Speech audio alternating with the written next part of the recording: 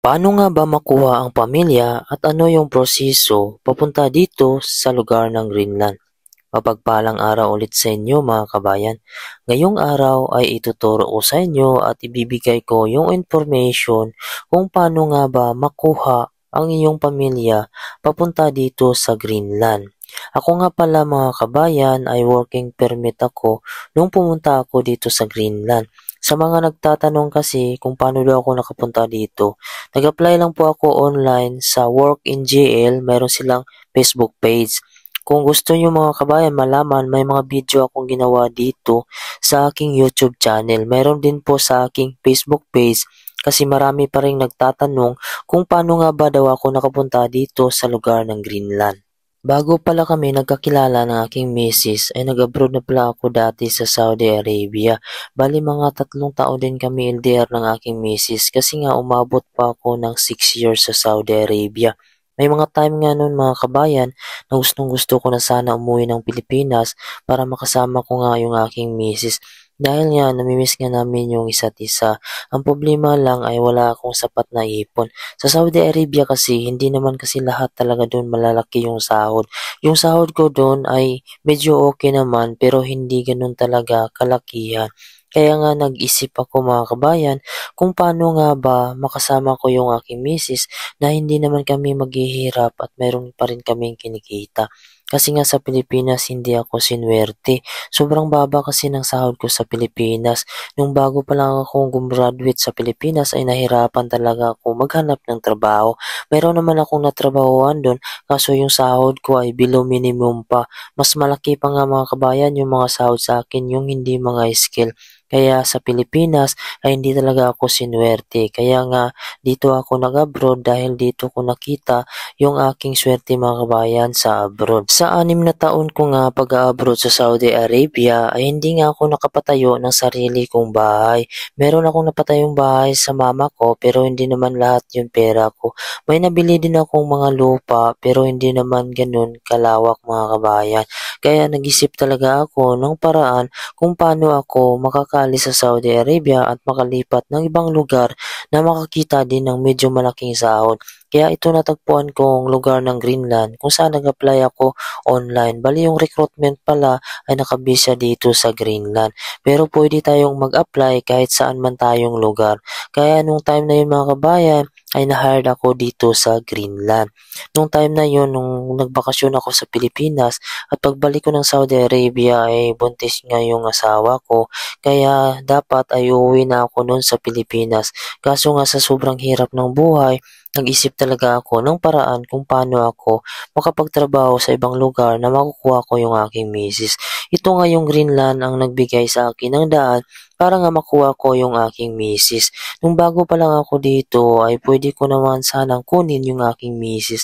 Ang problema lang ay ang inaalala ko kung paano nga ba siya makapag-adjust dito sa klima, sa kultura, dahil dito sa Greenland ay hindi naman sila lahat gumagamit talaga ng English.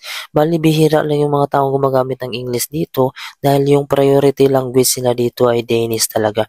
Pagdating naman sa mga bata dito, pag makuha mo yung mga anak mo, ay libre naman dito yung edukasyon, healthcare. Kaso, hindi lang talaga ganun ka-standard dito yung education nila at yung hospital dito ay nag-iisa lang.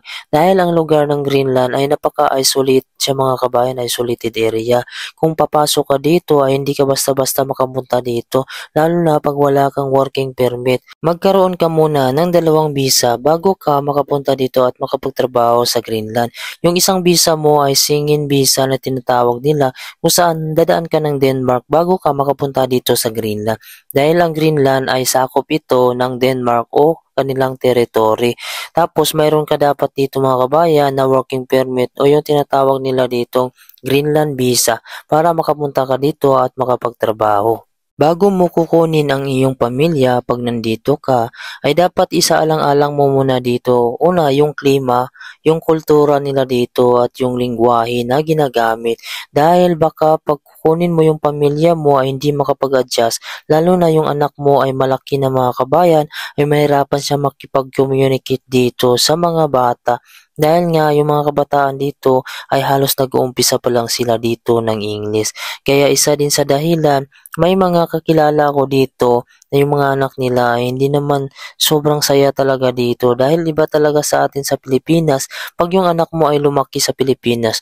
Mas maganda dito kung dito na nanganak yung misis mo ay makapag-adjust yung bata at mahirap din dito mga kabayan. Pag dito na din dinala mo yung anak mo ay maliit pa ay baka hindi niya makayanan yung lamig. Dahil ang Greenland ay malamig talaga dito sa buong panahon.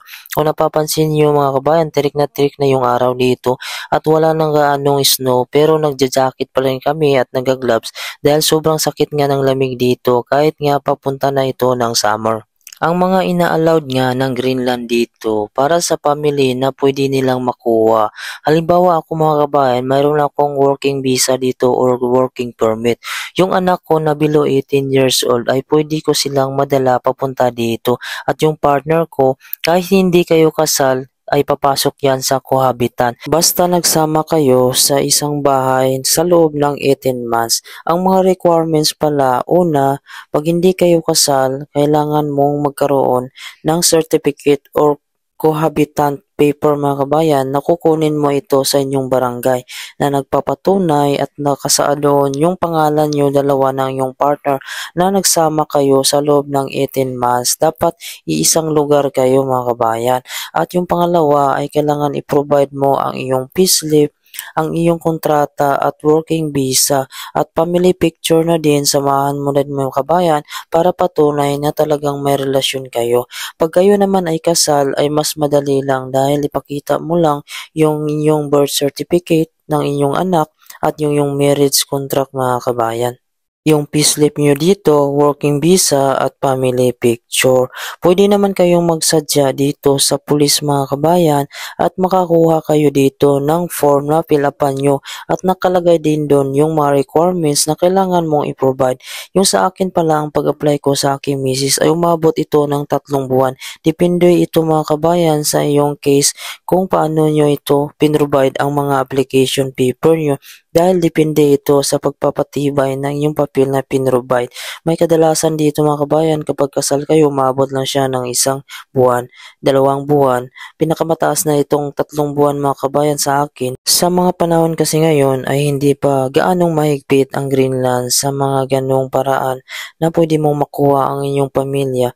Dahil sa ngayon ay nag-i-expand yung Greenland at kailangan talaga nila dito ng mga trabahante. Kaya dito mga kabayan halos nagtatrabaho dito ay mga Pilipino na kung mapapansin mo dito, kung makapunta ka sa Greenland ay halos mga nagtatrabaho sa grocery store, supermarket, mga restaurant at mga construction ay mga Pilipino ang inaasahan nila dito.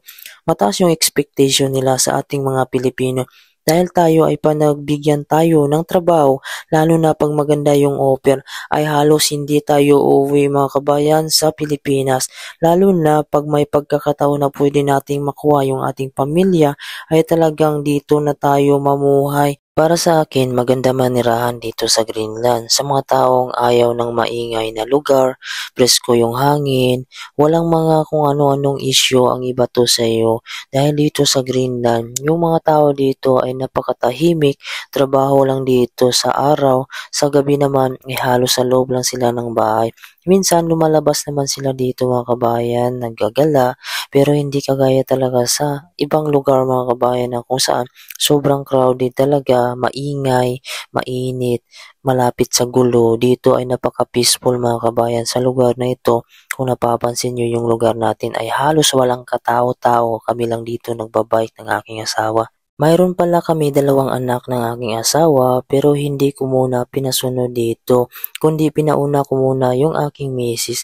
Dahil dito sa Greenland ay kailangan mo isaalang-alang talaga yung mga desisyon mo dahil hindi naman ito kagaya sa ibang lugar na hindi sobrang lamig. Dito ay malamig kasi sa buong panahon at yung lingwahe dito, kultura nila ay magkaiba. Bali sinubukan ko muna yung aking misis dito at kung makapwesto na kami dito ay maisipan namin na kukunin yung aming mga anak dahil hindi naman mga kabayan talaga basta-basta na talagang didiretso ka muna dito sa Greenland kung mayroong mga balakid sa iyong isip.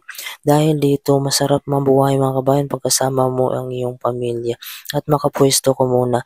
Yung asawa ko ay magtatrabaho na siguro sa mga kabayan sa susunod na linggo dahil mayroon naman siyang kontrata na dumating sa company na in-applyan niya. Pag makaipon kami at may sapat na pera ay maiisipan namin na kukunin yung aming mga anak. Na inuna ko muna yung aking misis dahil hindi basta-basta yung pamasahe papunta dito sa Greenland. Dahil mga kabayan, pag kinuha namin yung dalawang anak, pag hindi nila nagustuhan dito yung klima, ay hindi ko alam kung saan ako kukuha ng pera. Kaya sa ngayon ay nag-iipon kami ng pera ng aking misis para pamasahe naman mga kabayan papunta dito. At kung hindi naman magustuhan ng klima ng aking mga anak dito yung lugar, ay pwede kaming makauwi dahil nga mayroon kaming ipon. Kaya mga kabayan, kung gusto mong pumunta dito sa Greenland at nangangarap ka makapagtrabaho dito, subukan mong mag-apply sa Work in GL. I-search mo ito sa Facebook page at makikita mo doon yung mga requirements. Magbaka sakali ka mga kabayan, baka makapunta ka dito at magkita tayo dito sa Greenland. Kung nagustuhan mo ang aking video at nakatulong sa inyo, subukan mo naman mga kabayan i-subscribe yung aking YouTube channel. Pindutin mo na din yung bell notification para updated kayo kung may bago tayong mga video. Hanggang sa muli, maraming salamat po sa laging panonood at ingat po kayo palagi and God bless you all po.